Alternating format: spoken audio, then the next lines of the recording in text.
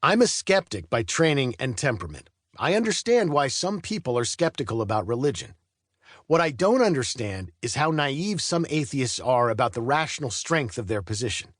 It's one thing to believe there's no God, but it's quite another to say things like, there exists not a shred of respectable evidence for God's existence, or science shows that God does not exist. When atheists make such grand claims, they're either frightfully ignorant of the relevant complexities or else bluffing. In either case, they should stop, if for no other reason than they're damaging their credibility. Not all atheists writing today are guilty of such posturing. This should go without saying. Nor am I criticizing atheists for holding their views passionately. The real problem is when unwarranted confidence shows up in their considered remarks. For example, when they slow down long enough to write. This goes for all of us, in fact. Intellectual dishonesty is a sin no matter who commits it. Uber certainty is a form of lying. No doubt I'm guilty of it too, and if I knew where, I'd stop. But whenever the opportunity arises, we should exercise intellectual restraint.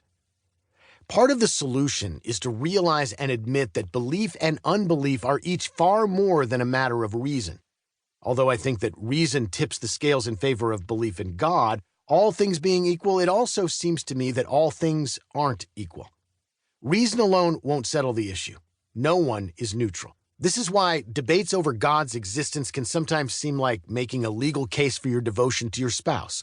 There are good objective reasons, but those reasons aren't the whole of it. It's always logically possible that your spouse is part of an alien army sent to seduce and distract Earth's inhabitants prior to the invasion. Or worse, it's always logically possible that he or she is cheating on you. Reason can get away from us. As Chesterton said in Orthodoxy, and he's probably right, some insane people aren't irrational, they're hyper-rational, with no way to tap the brakes. The madman is the man who has lost everything except his reason. Not that we shouldn't marshal reason. Indeed, it should play as much a role as possible in our deliberations. Just no more than that. Now, one of atheism's virtues is its avowed skepticism. I cannot in fact think of another virtue at the moment. Yet many unbelievers, it seems to me, don't take their skepticism seriously enough. I find this puzzling. I mean, I identify with their no-nonsense skeptical stance and general distrust of humanity. These appeal to me probably more than they ought to.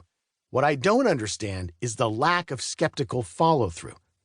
Moreover, I'm surprised that science-fueled atheism is often naive about the alleged source of said unbelief, namely science and its methods. I must admit that I too am enthusiastic about science. You'll hear no science bashing in this audiobook, but I will direct attention to legitimate epistemological questions regarding science. This will help us take science seriously for the right reasons. It will also prevent us from taking it too seriously. Ironically, overestimating science in some areas leads to underestimating it in others. For example, many of us don't appreciate how difficult science is and so don't appreciate nearly enough what scientists have actually accomplished. But if someone were to insist on taking science too seriously, believing, for example, that it implies a materialistic and neo-Darwinian view of nature, this would have important implications for that person's views about morality. Morality for that person would be, I'll argue, no more than a matter of taste. If I'm right, then unbelievers should be extremely skeptical of the authority of their own moral beliefs and even about the very concept of morality.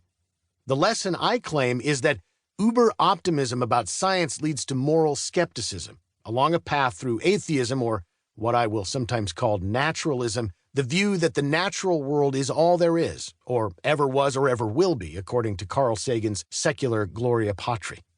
We believers have lots of room for improvement too. We also should become more adept at skepticism.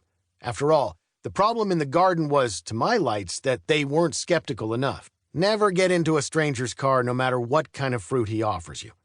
But the believer's skepticism should be a studied one, not an ignorant flinch. We often throw out the baby with the bathwater. There are, for example, overzealous science deniers who take their skepticism too far.